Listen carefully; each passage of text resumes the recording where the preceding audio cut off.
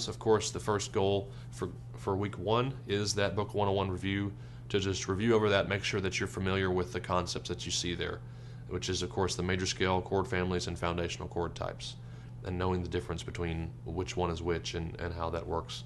So number 2 goal is to play A2, B with an E, and C sharp minor chords clearly with no muted strings or buzzing. So that's kind of a bar chord type thing where we're moving from one fret to another with the same type of position. We're just going to move them down to different frets, A2 to B with an E to C sharp minor. So that's what we're doing on those chords. Work on playing those chords with the correct hand positioning, which meaning if we're doing the B with the E, we'll have our thumb not up here, but down back on the back of the middle of the guitar, so you can't really see it.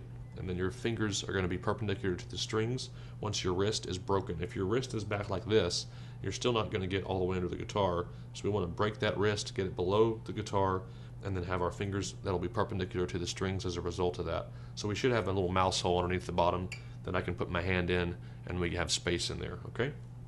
So then number 3 is to play the chord drills for week 1, which will allow you to review the chords in the beginner class and work on the new ones, hopefully getting ready to move forward in the next weeks. So at the bottom there's a 5x15 rule, which is exactly what we did in the beginner 101. I prefer you to spend 5 days for 15 minutes each day on the course material that you're working on. Hopefully we have more calluses now than we did in the first class, so we're moving forward in regard to getting our fingers that can push down chords a little bit better. We're probably still pretty sore because we're going to be doing more strumming patterns, and our fingers are just now kind of coming into their own in a sense to where we can actually play. And put your guitar somewhere where you can see it, probably close to your bed, maybe somewhere that's visible that you'll walk by it several times. Practice your chords, maybe watching some TV or listening to some music. You can just basically practice fingering those chords and then knowing what they are without looking at the chord charts. That'll take you a long way.